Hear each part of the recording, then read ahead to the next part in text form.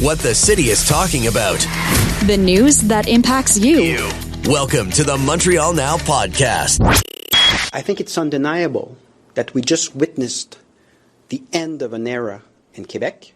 That era is not only about François Legault, it's about a political philosophy. Those those ideas, unfortunately, turned out to be a failure in terms of demands to the federal and in terms of promises that were so bright and so good to be true. And 7 years later, we are with disappointment in the population. I think we can say that. So that obviously is Paul Saint-Pierre Plamondon, the leader of the PQ, reacting earlier this week to François Legault's having resigned as leader of the CAQ. And Paul Saint-Pierre Plamondon is on the phone. Thank you so much for your time this afternoon. Appreciate it. My pleasure. I should let people know, we said you'd be in studio. You're not in studio because we're finding out today there's a by-election call in Chicoutimi. Yes, so I have 5 hours of car before I reach Chicoutimi so that you can see me posting, hanging posters in Chicoutimi tonight, and I'll have a press conference tomorrow morning. All right. That's the fun part of being a politician. So let me get to what you just mentioned, because I have a couple of questions. I know your reaction when I first heard it was this idea, as you called it here, to the federal government, right? Demands to the federal government that hadn't been met. Now, I understand, I think you said there were 21. It doesn't matter that we count them. What I'm trying to understand is, and people have brought this up, I'm sure you've heard the same thing, at least I hope you have. People said, you know what? We don't really care so much about this as the issues that concern us day to day. Affordability, it's too expensive to pay rent, to go to the store, to do whatever. Yet you seem to be focused on this government's failure, not so much in those areas as you are in request to the federal government, I guess, for autonomy. Am I accurate in saying that? No, unfortunately not. It's the exact opposite. It is precisely the issues that matter to the population that are connected to those failures. So the federal government over the past 10 years, especially under Trudeau, but it's continuing under Carney, imposed on Quebec and other provinces unlimited immigration, with the impact that the cost of living, the cost of housing, they generated a housing crisis, and they were warned by their own public servants in Ottawa. Before proceeding, they were told, if you go ahead with such an increase in the population, there's no way we're going to build houses at the same rhythm, and you're going to have your cost of housing explode, and a problem of homelessness as well. And so that's very down to earth. And Legault went in 2022 in election saying, give me a strong mandate, and you'll see I'll get the full powers in immigration. So we have our own planning, and let's come back in time. 10, 15 years ago, Quebec's immigration system was a success. We had good integration, no complaints, and stability of the French language and of services. So that's one very down-to-earth example where I think many Quebecers are not happy with the way the federal government choose an ideological drift over their well-being. Same thing for healthcare. People care about healthcare. And François Legault, 2 times, went in elections saying, listen, we're so strong, we're going to get, and provinces, because all provinces had the same demands, we're going to get $6 billion back from the federal and transfers for healthcare, and you'll see we'll improve the system. At the end, they got only $1 billion out of $6 billion. So, of course, if you have $5 billion not available for your health system, it will translate in problems. And that's very down to earth, and that's directly concerning Quebecers. And many examples like this, things that are more maybe frivolous, but to have one tax report instead of having 2. They were confident they would get that, and that was never achieved. And then you would go in culture, French language, or any other topic. And that's the irony. That's what I said when Legault left. I said, it's pretty ironic that a politician ran on the idea that you could set aside completely the question of Quebec's relations to the federal government and end up talking about Justin Trudeau almost every week to complain about your lack of influence on the situation. It was the case, if you remember, during the pandemic, where we had no control over the airport, and it was a mess in terms of money being spent, the amount of waste of money that is involved. So no, it's very connected to people's daily issues. And the other point I made, because it's not only about the federal, it's simply that the CAQ went ahead with promises that were not true, and I think they knew it. I mean, it was so little work behind what they promised. It was very not serious in terms of making your homeworks before promising something to the population, and it ended up with major failures in many areas, nothing to do with the federal, but having to do with the lack of rigor or lack of method in working before promising something. So, first of all, you're being a bit general there, vague. When you talk about promises broken, I'm not sure what you're referring to. Are you talking about Northvolt? Are you talking about Saclick? What are you referring to? Oh, there's so many of them. Remember, they were promising in 2018 that we would see a doctor, everyone would see a doctor within 90 minutes. Everyone would have a doctor. Every family would have a spot in a childcare CPE. And I mean, it goes on and on. There would be no more traffic in the 450 area, and they would change so many things. And the most famous of it is the third link in Quebec City. Right. I mean, they promised it for $4 billion, and now we know that there was no study, not even a thought, before promising that. Okay. And that's something to learn, I think. Expectations, I mean, I want to be a change in that sense that we will promise things, and sure, there is marketing in politics, that's obvious. But the work has to be serious before you go ahead. Otherwise, there's no trust and people disconnect. So I want to ask you, with respect to, promises, and we've talked about this before, there's actually a poll out this morning, data poll, a Palace data poll, a 338 Canada put together that, I'll read you just a headline, which I'm sure you've seen. It says, most Quebecers oppose sovereignty, even more reject another referendum. This is not news to you because it's been like this now for a little while. Polls have not really changed a whole lot. I'm curious when you see something like this, and given the fact that you're not going to have the Coalition Avenir Quebec to go against, right? If you point at all the bad things that they've done, be they broken promises, relations with the Fed, they're not likely to be the government in power. Now you have to go up against two parties that are basically in transition. You have the Liberals, who will have a new leader. You have the CAQ, by the way, who will end up with a new leader. What does this do to change your game plan going forward as to how you're going to take on these people? Well, I think people at least give us time in terms of listening to what we have to say. So if you see people who intend to vote for us, and you look also at people for whom we're the second choice, we get many people to listen to what we have to say because we're serious in what we deliver on all topics. So on the specific topic of Quebec's independence, that's why I'm insisting on what was actually promised under Couillard and what was actually promised and said under Legault. Both said you can set those questions aside. Doesn't matter that we send $90 billion a year to Ottawa for the greatest amount of waste ever in terms of programs that are duplicating what we're already doing or serving an ideology that doesn't deliver anything for the population.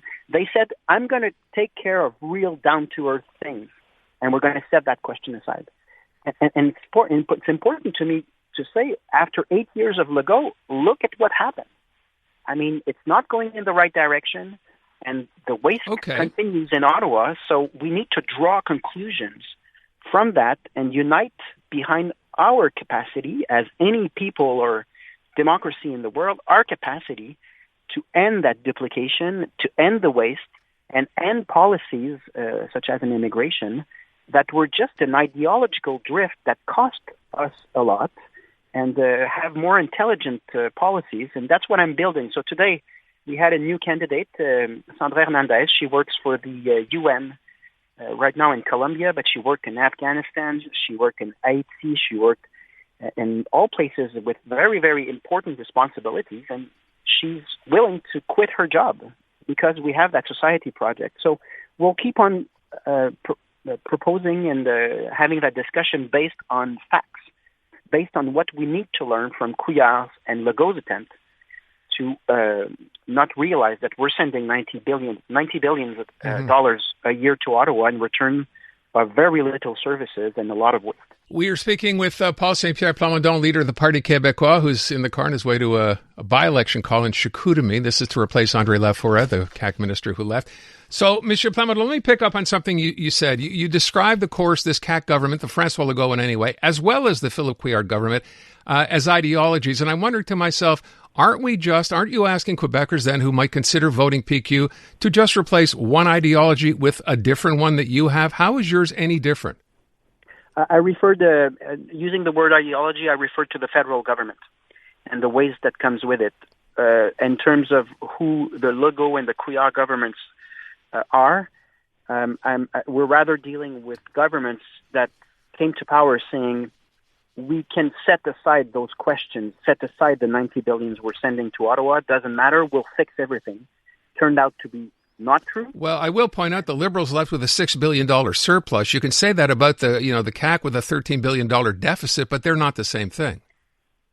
They're not the same thing, but they're generally a deterioration of services and institutions in Quebec. That I don't think we're heading in the right direction. Okay. I don't think nobody feels that education, transports, healthcare is heading in the right direction. I think we can agree on that. And how would healthcare be, given the fact that we've spent so much money on healthcare, and now with this bloating, Santé Quebec, which apparently is not doing much of a job, how would it be any different in a PQ government? How would, separation or whatever, if we eventually got to there, how would it make it any better? So there's two different points. In the normal course of the management of the state, I don't want to make announcements that will be part of the electoral campaign right today. It's not the time, but I'm very, very, very critical about the size of the state in Quebec with regards to the failures in services to the population. I mean, it's not only Santé Québec, it's in transport, it's all kinds of new entities around the government, and the SACLIC scandal as well. So something's wrong there, and I will have announcements later on. But there's one thing: we need a much more tight management of public funds, and we need to redirect resources towards concrete and down-to-earth services to the population. Now, if you ask me what Ottawa has to do with that, well, obviously, if all provinces agreed that our fair share of healthcare transfers would be, for the case of Quebec, around $6 billion, and we got only one. Obviously, $5 billion, it changes a lot. And the budget of an independent Quebec shows that the amount of duplication between what Ottawa and Quebec is doing, and that is aside from another problem, that is governments that don't agree and end up wasting time not agreeing and not moving forward because there are too many layers of government. All those questions are very down to earth in terms of our capacity to finance those services. So yes, the money we send to Ottawa is an issue in terms of our financial capacity to take care of the population, and we want to improve that through independence. There's another overriding story today. What's going on right now with the U.S. president, Greenland, China, Canada, all that is in play. And someone asked the question, let's say Quebec was independent. Doesn't that simply open the door as an invitation to Donald Trump to simply walk in and say, hey, you know what? Greenland, Quebec, it's all the same. We'd like to take over Quebec. I mean, aren't you better off in the Confederation that way as one country, as a whole? No, not at all. If Donald Trump wants to walk in Canada, in any province or all provinces tomorrow, I assure you he can. There's no way the Canadian Army can stand up to the American Army. And of course, that question is very theoretical because that's not going to happen. Mm-hmm. And the same way that the U.S. is not going to attack Denmark and Greenland.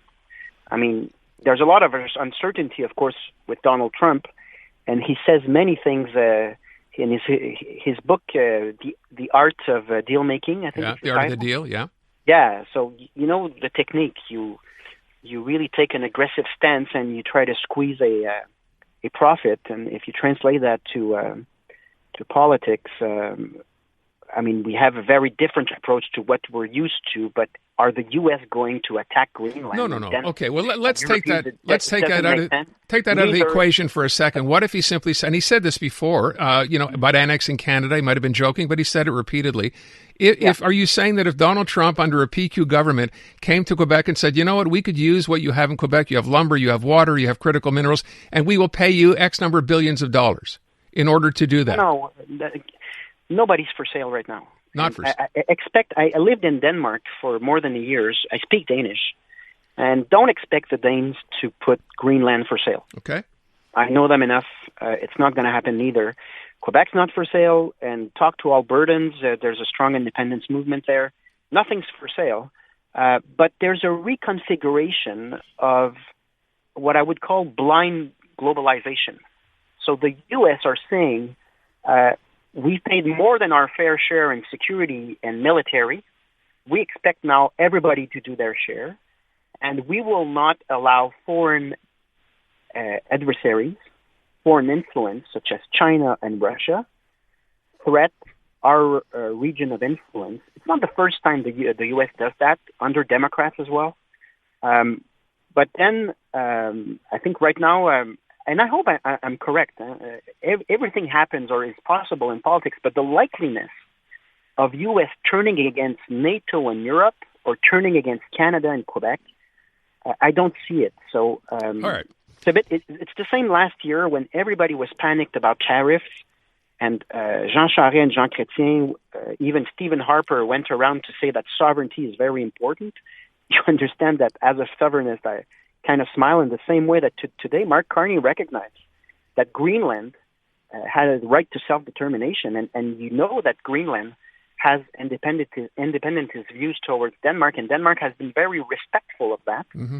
So it's all a very interesting situation where I think Canada here uses a double discourse, depending on if we're talking about Quebec, Alberta, or if we're talking about Greenland and other nations. But in any case, I think we need to slow down and calm down here. And the worst thing so you asked me what Quebec would do? I wouldn't accelerate that kind of escalation. And there's a tendency, Doug Ford did it, and François Legault once said, you will see, I will make Donald Trump pay. There is no gain in accelerating that kind of negative energy and deterioration of friendly relationship for centuries. So let's slow down here and let's cool down in terms of not escalating, because nobody's going to win at that. Our neighbors are our neighbors. They've been the commercial partners for centuries. And we need to keep in mind that 75% of our exports are to the U.S. So let's take things one step at a time. And I don't think the U.S. will attack Greenland, just to be clear on that. All right. I'm going to run out of time. I do want to ask you another thing, and I want to go up to what I started with. This new Palace data poll that comes out and basically says, you know what? There are people who would consider voting PQ but do not want a referendum. A large number of those, I think that number when they ask is in the 60%. I'm trying to frame this correctly. Being a pragmatist as opposed to an ideologue, right? If you want to become the next government to form power in Quebec, and you know that people do not want a referendum yet might consider voting for you, are you prepared to simply say, if we win this election, given the fact that most Quebecers say they don't want separation or referendum, to at least wait for a second term? That's not what I'm going to do. And I think you have to give to me that I've been quite consistent and quite clear. So the offer is very clear, and it's based on our evaluation of the best interest of Quebecers. And so some governments have been governing based solely on polls, and the CEQ was exactly that.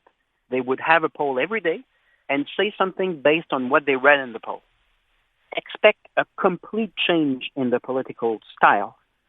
If the PQ comes in power and I'm premier, I will govern in terms of what I honestly think is the best interest of our society. I will read polls, but the bottom line is polls will not determine what I have to say to people. That means you will hold a referendum come hell or high water if you're elected as Premier of Quebec. Yes. Okay. I appreciate your time as always. Thank you, and I hope we get a chance to speak again soon. Thank you. Next time in person.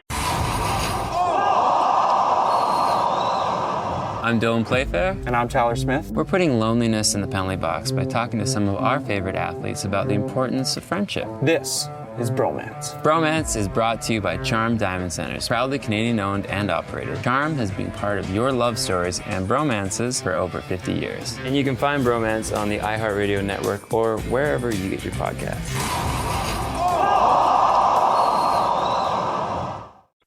Bringing you the breaking news and the people making it. Montreal Now with Aaron Rand, CJAD 800.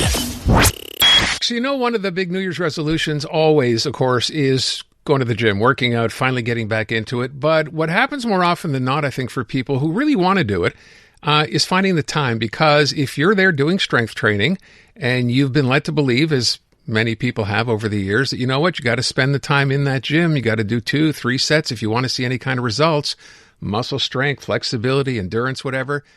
That's enough to turn some people off, right? If you don't have an hour or even more to spend in the gym, can you get anything significant done in 20 to 30 minutes? Well, there's a new study that suggests if you're doing strength training, there's some very good news for you as far as time is concerned. Jill Barker is on the line. She's the Gazette columnist for fitness and wrote about this over the weekend. Jill, how you doing? Great, thank you. Yeah, Happy New Year to you, by the way. You too. So let me ask. First of all, I mentioned, this idea of having to do multiple sets. It's been around forever. And typically I think people think those are for people who are, bodybuilders who want to get big and muscular. Not the case, but what does this study show that you pointed out?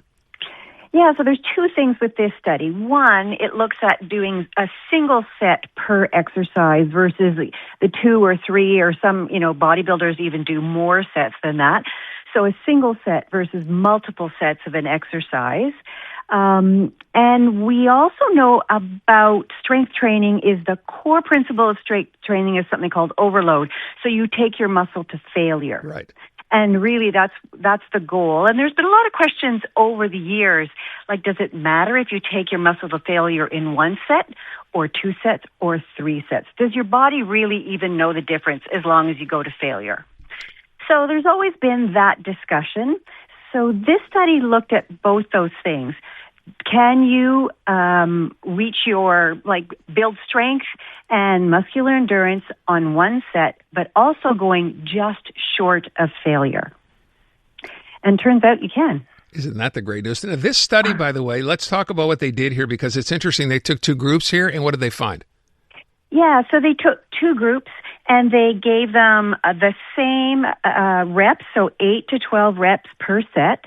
And always a single set, but then one group performed it to failure, and one group performed just 1 or 2 reps short of failure. So that was to see, if you could absolutely go just short of failure. So time is an essence, but also people don't like that uncomfortable feeling that comes with having to work that extra 1 or 2 reps, right?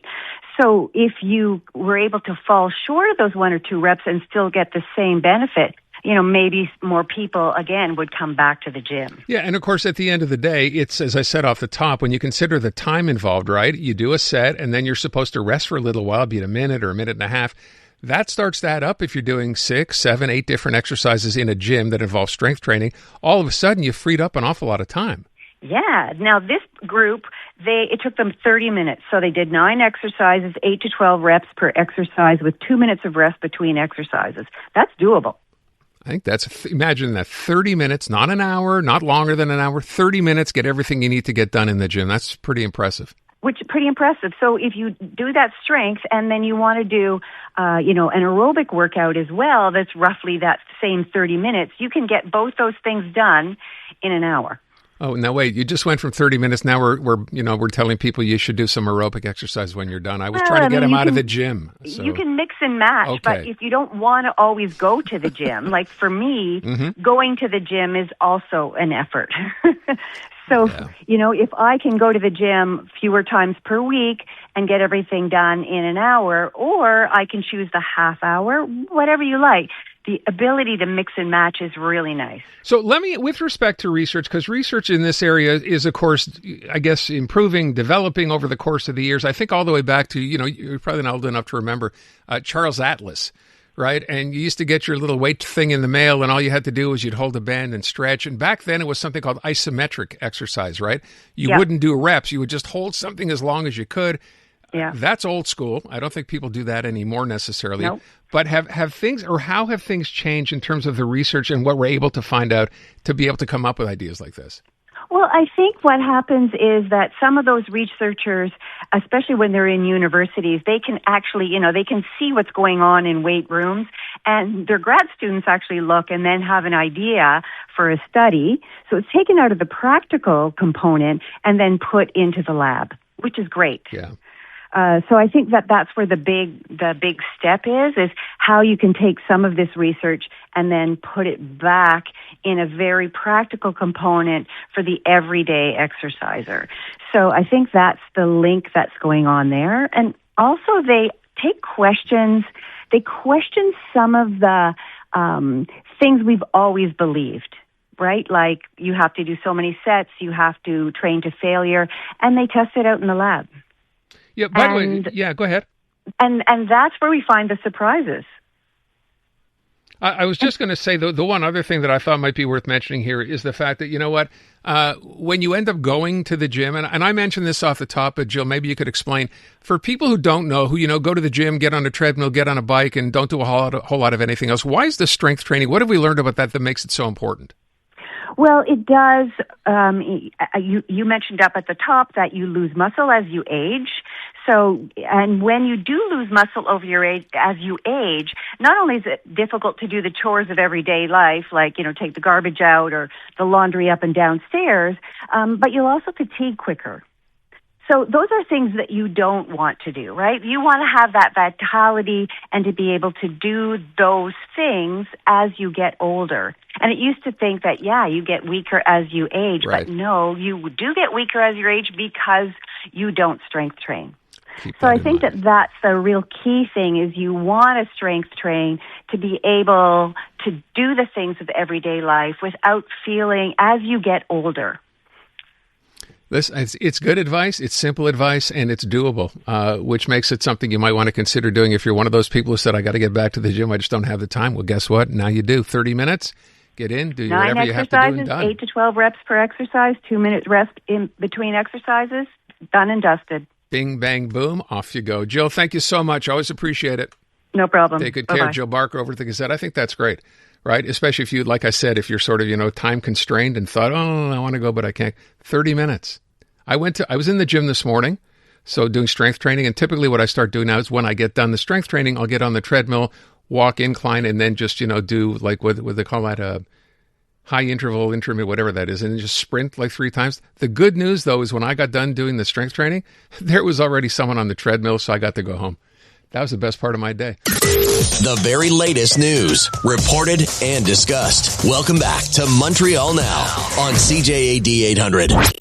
You may or may not have seen this story the past week. I did, and I clipped it, and I said, we have to talk about this. So the good news, ladies and gentlemen, if you're tired of that regular old vacation spot that you keep going back to year after year, well, the good news is you will now be able to go online, yep, it's up, and book yourself a room on the moon. I'm not lying. Now, it's not going to be inexpensive, but we wanted to find out more about this. Skyler Chan, founder and CEO at GRU Space. He is a Canadian. Born and bred in Vancouver and currently working, I guess, out of California. This is his project, and he is on the line. Skyler, thanks so much for taking the time today. Let me begin by asking you, what made you decide to do this? I know you've worked at various companies like Tesla, for example. Why a hotel on the moon? Yeah, so it actually dates back to when I was a kid. Like, I've always dreamed about becoming an astronaut when I was younger. I actually looked up to Chris Hadfield, right, Canadian astronaut, around when I was 12, and I joined the Canadian Air Cadet program because I wanted to become an astronaut and go. I went for the glider pilot scholarship, and which was a great learning experience. But as I grew older, like I became really fascinated with like, hey, like if maybe not like instead of just me going to space, like what if everybody could get to space, right? And I started looking into like the rocketry, right, the science, and digging into that, and I realized that, whoa, we are actually born in this beautiful moment where we can actually become interplanetary before we die. Like, that is, like, incredible. Like, no human being has ever left cislunar space, right? No human being has ever gone to Mars yet, right? And so I started trying to understand, like, well, how do we do this, right? I, as an individual person, especially coming from, Vancouver, right? And like, everyone around me wasn't in space or tech or anything. Like, it was a very hard lift, right? How do I get myself to a point where we can actually make this happen, right? And so I started digging into a lot around what are the ways that you can make this happen, right? And so that's why I decided to study engineering, work on various space systems in college. And I eventually, long story short, found out that, hey, like the best way, I developed the thesis that the best way to create this sort of lunar economy and create humans on the moon and Mars is we have to bring people there first, right? Which is an existing market, space tourism. And so that's how I actually landed on the moon hotel idea, which is that, like building the first hotel on the moon is actually the fastest wedge to making humanity interplanetary, right? It's not going to be building like a component supplier in the Commercial Lunar Payload Services program at NASA, right? It's not going to be, working at a larger company, right? Because there's only so much agency that I could do, right? There's only so much like autonomy that I have. This is like a much more direct and very active approach to sort of chasing that. And ever since I started, it's been fantastic. We've been really grateful to have such a huge wave of people who are excited about it. So let me point out a couple of things here. Number one, when I said you're now live, right? You offer this. It's on your website. You've got a website for online reservations. Have you seen people apply? Oh yeah, no, we the response has been more than what we thought. But yeah, we have applications are open on the website, right? So. Okay. Now it says if you want to stay, if you're planning on going to the moon to stay in your hotel, it's going to cost you, first of all, an initial deposit of about $250,000, or between $250,000 and $1 million to secure your stay. Why? Why'd that cost? Yeah. So we actually put a lot of thought into this. So for context, Virgin Galactic and Blue Origin are two companies that offer people the opportunity to go to space, right, for a couple minutes. Those deposits are $150,000. Going to the moon is obviously a much more unique experience. Let's just say that, right? You're going on the trip to the moon. You're staying on the moon for a couple of days, right? You wake up on the moon. You can do a lot of activities, surface activities, and then you come back. And so we had to increase the price beyond $150. The other reason is because, as you may know, the cost of sending people to the moon is obviously quite expensive, right? And so the majority of the final ticket price actually goes towards the flight payment, right? Towards the trip, right? Right. So you don't have your own rocket. You have to go along with somebody who's going to take you there. You don't have your own rocket. Exactly. We're solving our company is solving like the actual surface habitation, right? Like the lunar surface habitation, not like the transportation problem. Right? Okay. Well, what's the hotel supposed to look like once you get this thing done on the moon? Yeah. So I actually, sort of was inspired by like Greco-futurism style architecture. My mom was actually an architect, and so, but the hotel, as you can see on the website, it looks like something similar to the Palace of Fine Arts, which is this like beautiful structure in San Francisco, and it's really meant to look like that because we really wanted to make it feel like this is a symbolic part, like inflection point in human history, right? When humanity decides that, hey, we're going to live on the moon and Mars, and the first structure that's built looks like that. I think it's really monumental. Now, that being said, everything that we put out has been like clearly stated, your artist impressions, like these are like what we aspire to reach. Obviously this starts with like, can we even build something on the moon, right? Remember that humans have never constructed anything on the moon yet, right? And so that's actually why our roadmap, we've factored in, like we've worked backwards from that very like ambitious end goal to think about like what are the necessary steps we have to achieve that. And so one of the steps is our first mission where we want to build the world's first brick on the moon, right? You want to build a brick using you have to what? Start by building using something called lunar regolith. So lunar regolith is basically the topsoil on the moon, and you can use that like material to make building products, right? And that's something that we've tested in the lab. Yeah. So you would build the components for this hotel using items that are already on. You're not bringing anything with you there to build. Well, so we're using it. We're using both, right? If you think about like when we sailed to the New World, right? Like you had to bring some stuff, right, with you, like the food supply, the ships, the building materials, right, the axes. But eventually, the goal is to use mostly It's a spectrum, right? You use mostly resources on the moon. And the reason why, again, is because the cost can go down because you're not having to pay for everything from Earth to the moon. Right? I guess one question I have, and people remember, I still remember watching the original moon landing in 1969 that summer. We've not really been back in more than 50 years. I know there's a plan now to be back within a couple of years. Why do you think that's, if it's going to be this easy to get there and actually spend some time there, why hasn't it happened up until now? Well, actually, for the record, right now the plan, NASA is planning to send astronauts back to the moon literally in a few weeks, like early February, so next month. The reason why it hasn't happened in a while is, people can debate around this.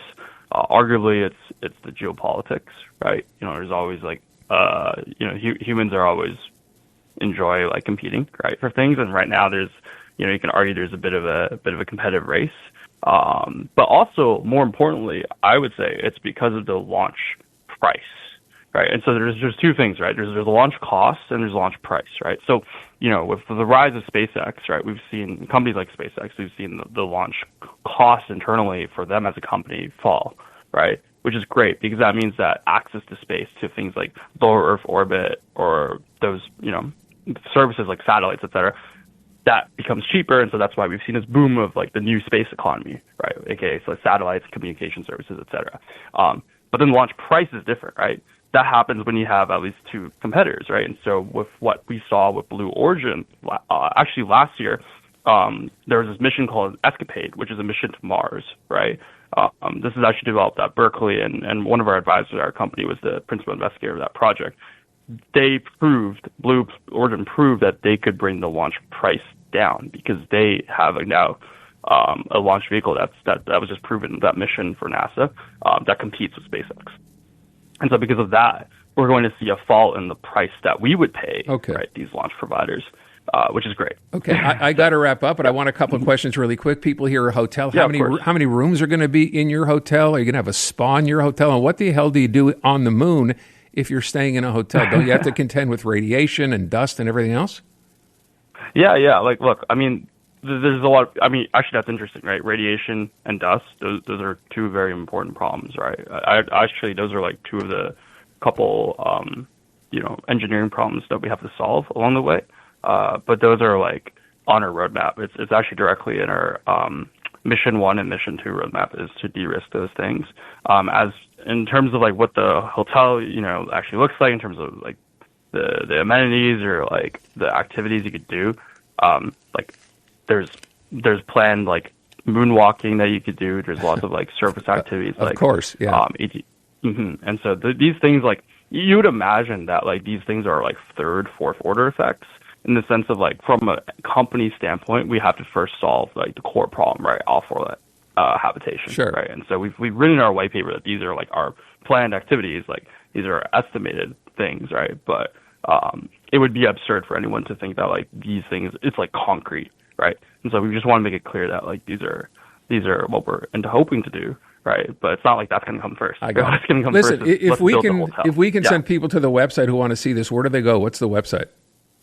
Yeah, it's www.gru.space. All right. I wish you luck. Reserve, you want to go ahead. If you want to reserve what? If you want to reserve, it's gru.space /reserve. So okay. That's the quick link. Okay. Mm-hmm. Listen, I wish you luck. I hope we get to chat again. I should have mentioned, by the way, off the top, how old are you? I'm 22. Yeah, not bad. Okay. Hey, Skyler, I wish you the best, and I do hope we'll have the chance to speak again. Thank you so much, and best of luck. Thank you so much for having me. You bet. Take have a good care. Day. Cheers. Thanks. Seasoned gamer or just video game curious? This Week in Gaming is the podcast for you. We break down the latest in the world of video games, from basics to beyond. The hottest gaming news, insight, and industry leaders, and more, weekly. Join me, Naomi Kyle, and stay ahead of the game with all the latest updates, even if you're a total newbie. Stream This Week in Gaming on the free iHeartRadio app or wherever you get your podcasts. Quest complete. Because you don't want to miss a thing. Montreal Now on CJAD 800. Our guest in studio is, and I was going to say an old friend, an old acquaintance, Vito Luprano, who has worked as a record executive in this city for many, many, many years. And I would just give you the backstory very quickly, full disclosure. You and I met back in the mid-1970s. Yes. I was a mere child. I was publishing a magazine, a music magazine at the time called Vibrations. And the only way we made money, because the magazine was free, was to sell ads. So we'd go to the record companies because it was a music magazine. That's how you and I met. You were working at CBS Records at the time, I think, That's right? That's right. Along with Mario Lefebvre. The two of you right. kind of worked Yeah, I did Columbia, he did Epic. Okay. And you, in the music business, before I get to the Celine part, first you worked in disco, right? You were going to discos when that was a thing in the that was late my 70s, life, right? Yeah. Yeah. I used to crazy. go to discos every night, 1234 and Limelight. It was crazy. How you were pushing record, like play this. Okay. And then you end up in the story, the reason you're here today is because you end up at CBS, which later became Sony. You end up signing Celine Dion. My first artist that I signed. Up until then, you were just promoting. How did you get to Celine? Who, how, when? Did Renee tell the story? I'll tell you By the the way, story. the reason he's here is, well, you have a brand new book. Yes. If you want to pick it up, I read the book is fantastic. There's a lot of stuff in there that I'm sure people don't know. What's the book called? Where do you get it? All that stuff. Well, first of all, you get it at Amazon. Okay. And the book is called It's All Coming Back to Me, ... Okay, like the song. Yeah. Okay. Which I brought to Celine anyway. Okay, well, we'll get to that in a sec. So let's talk about how you end up meeting Celine Dion for the first time. For 5 years, I was doing promotion and marketing for radio promotion and marketing for my artists. And I was doing great. And at one point, they hired me. Well, they asked me, what do you want to do in life? And I said, my dream is to become an executive producer and a A&R person. And artist and repertoire. Artist and repertoire. Dealing with the artist directly. Exactly. Okay. And before that, I decided to freak out Sony by going with a friend of mine in studio, and we did a remix of Fantasy of Earth, Wind and Fire. Yeah.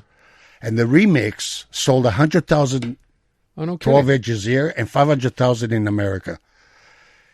About a month later, I knock on my office door. You want to be A&R? It was funny. Because you had a success. Exactly. Okay. You know, without them asking me, I did something for the company that made them a lot of money, you know, for the first time. So wait, I didn't even know you did that. So Fantasy, which is a very good song, successful for Earth, Wind and Fire. The remix, I'm on it. What's it called? It's called Fantasy. By Earth, Wind and Fire.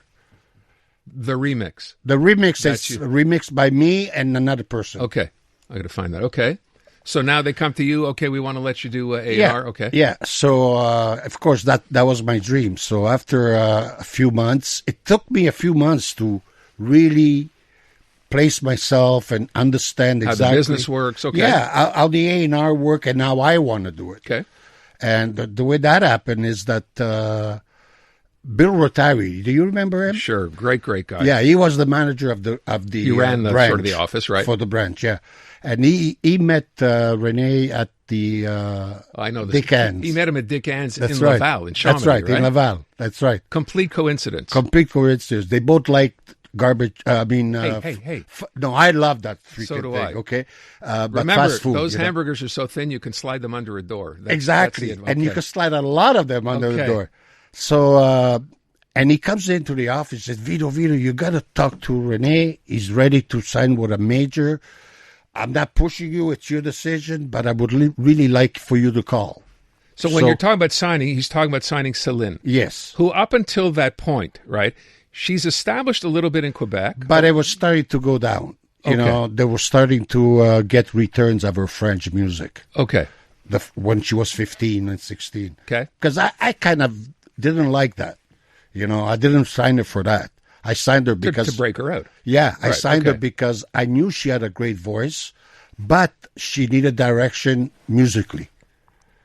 So up until then, Renee Angelou was picking all her music, all her songs, telling her what to do, basically managing her. Yeah. You're told he's going to sign with somebody. You should try to sign her. So you go, Well, they come to me and they said, Celine wants to sign with Sony because Michael Jackson is on Sony. Okay. So I said, okay, great. Renee, come and see me. We'll have a meeting. I called Renee. I said, I heard you're looking for a major. And he says, yeah, can we have a meeting? I said, yeah, come and see me next week and we'll talk. Because I knew Renee a little bit but I didn't know him. Okay. You know what I mean? Yeah. So he comes in and we're talking. We're like two dogs smelling each other, trying to figure out, are we safe here or is he going to bite? That type of thing.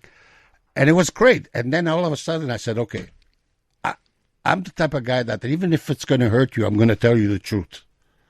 So I told him straight off, Rene, you want to work with us and you want me to get involved? We have to change everything. We got to change your look. We got to change your sound. We got to change your songs. Wow. And he goes to me, and Rene goes to me, Vito, that's why I'm here. So that's how it started. That's a great story. All right. So you end up signing Celine. Some of the songs start to change. Right. So I will tell you, so at that point, Celine's 20 or 18 years old, right? She was 17. 17. She turned 18. It took a while even then, because I remember I was working at another radio station in 1991, and we were doing a radiothon in the basement of Alexis Neon Plaza for cystic fibrosis, a fundraiser. I don't know if you remember this. Yes, I do. And we were there all night, and they closed the mall, but the mall, we were still down there with people, volunteers taking phone calls, and we had entertainment, right, to keep it interesting. Every now and then we go play a piece of music, and who showed up? Must have been 12:30, 1 o'clock in the morning. Because we went all through the evening, right, trying to raise money. Celine shows up with Renee in tow, so she is now 22 years old, like she was performing at the Bell Center. She didn't show up just to sing. She was in full dress, the whole deal, like she was performing for a huge crowd. And she did a couple of songs, picked up, Renee went home, and that was the end of that. And we all looked at her and said, this girl is serious to show up like this, just to sing for a bunch of people and whoever was listening on the radio at 1 a.m. on a Friday night. And then, so that's 1991. Right. What happened? When did, I'm trying to think what was her first international hit?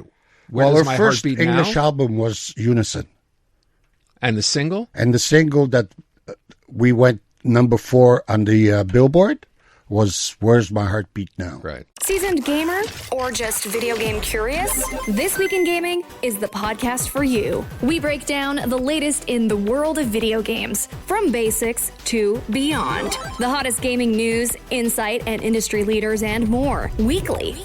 Join me, Naomi Kyle, and stay ahead of the game with all the latest updates, even if you're a total newbie. Stream This Week in Gaming on the free iHeartRadio app or wherever you get your podcasts. Quest complete. You're listening to Montreal Now with Aaron Rand and Natasha Hall on CJAD 800. I think it's fair to say this is the song that really puts Celine on the map, internationally anyway, right? Where Does My Heart Beat Now? So we're talking to Vito Luprano, who worked with signed Celine Dion back in the day. So I asked the question, Vito, and obviously you remember something like this because it's life-changing, certainly career-changing. How did this song happen? You mentioned, the whole idea was to take Celine from what she was and turn her into something different look, different sound, different whatever.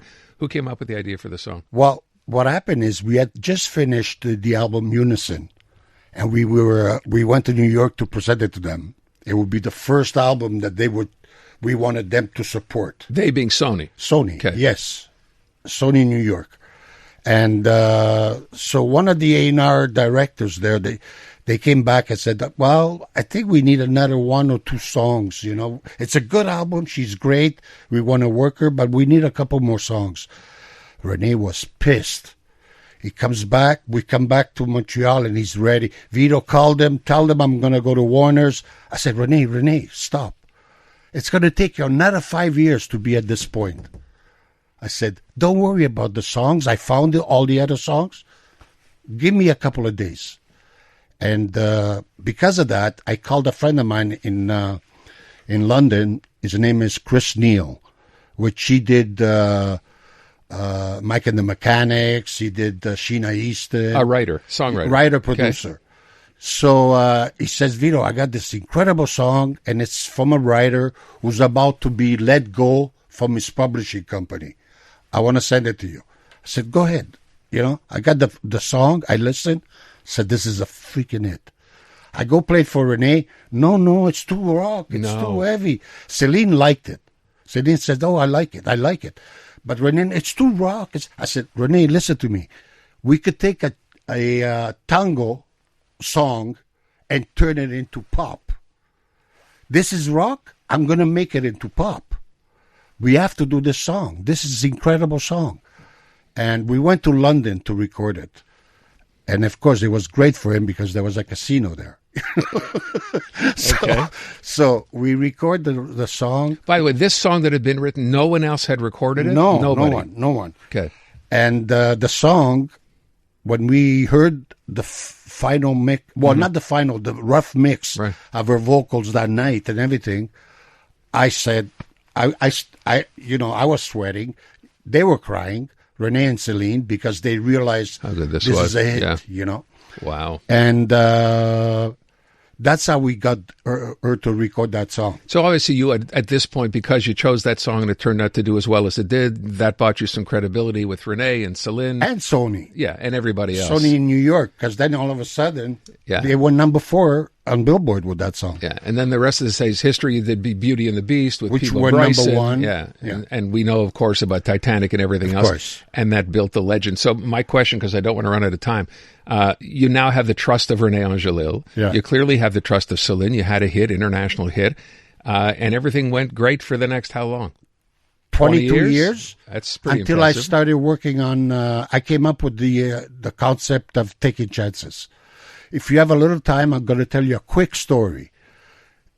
We're in New York. She's doing a video, and Renee calls me. Says, "Vito, we're going to go to Sony Music at the office. We're going to have a meeting for the next album." Okay.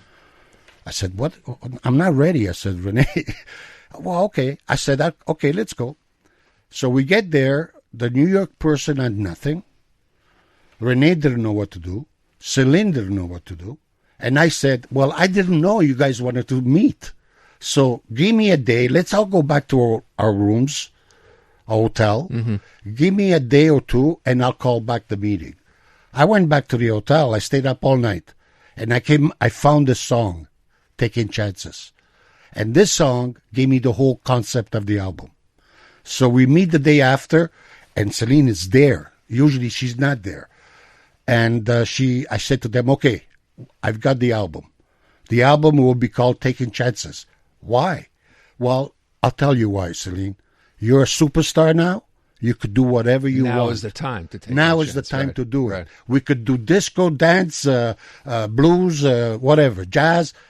You Doesn't could do matter. it. She loved the idea, okay? So, and then I played her the song. She heard the song, fell in love. She starts crying. Why? Because now she feels there's an album coming. And Renee didn't like that. So the first split after so many years together is not with Celine, it's with Renee. With Renee, yeah. And then eventually that ended up ending the Well, I relationship. just left. He never wanted to tell me. We were like brothers, man. Yeah. We were like brothers for 22 years. The 23rd year, he started, taking distance. He didn't want to talk to me. You think he felt like he'd been left out? He wanted to take more control? And Well, he wanted to keep the control. Yeah. With Celine. He wanted Celine to know that it was all him. when it was. And Celine realized it. And then Celine, while we were doing that album, she would come directly to me and to ask me, do you have more songs? Do you have more songs? Mm-hmm. Where she would go to him before, Do you still talk to her? You have any contact with her anymore? I had contact with her when her mom died. I went and see them at the funeral home. And we talked a little bit, and I said, call me. I need to talk to you. Because I knew there was things not going well with her manager. Was Renee still alive at this point? No, he died. Okay. With her manager. And then I realized 6 months later, she fired everybody. Mm-hmm. But And she haven't never spoken called to her me. since. No. But I told her lawyer at this point, because he approved everything In the her. book? Yeah. Okay. And So she knows everything, every story in the book. well, She's my promise to Renee was, he asked me to wait until he passed and to send an album to Celine. okay. Okay? So I did, and they approved it, so it's out. And what was I saying now? Has she read the book? I mean, you're talking about, Yeah, she read the book. I don't know what she thinks, but Okay. she hasn't. You think is she mad at you? I have a feeling, and I know it's a fact, Renee made sure that she wouldn't talk to me. I don't So know what he told her. He convinced her you had done something Yeah. bad. Okay. Why? Because even in his death, he wanted her to understand without him, there's She nothing. was nothing. Wow. And which is terrible, because she Yeah. did 5 albums since I left, not one hit. So I told the lawyer, talk to Celine. She needs a hit. I have one more album in my head. And it's been 10 years I have that album. If she's willing, we go in. The book is out now. It's called again? It's All Coming Back to Me. It's All Coming Back to Me by Vito Luprano. You'll find some stuff in there about the relationship with Celine, with René Angelil as well. A lot of stuff in there that I don't think most people even knew happened. Vito, I thank you. So it's great to see you, first of all. It's so nice to see you. It's been at least 30 years since we've seen each other, I think. So I thought you were shrink, but you didn't. You're still tall. I'm wearing lifts. Take good care. Please send my best to Mario Lefebvre as well. Absolutely. I know he's had some health issues, and thanks for coming in. And best of luck with the book. This has been the Montreal Now Podcast. Listen live on your radio, weekday afternoons from 2 to 6. On CJAD 800. Or through the iHeartRadio app. I'm Dylan Playfair. And I'm Tyler Smith. We're putting loneliness in the penalty box by talking to some of our favorite athletes about the importance of friendship. This is Bromance. Bromance is brought to you by Charm Diamond Centers, proudly Canadian-owned and operated. Charm has been part of your love stories and bromances for over 50 years. And you can find Bromance on the iHeartRadio network or wherever you get your podcasts.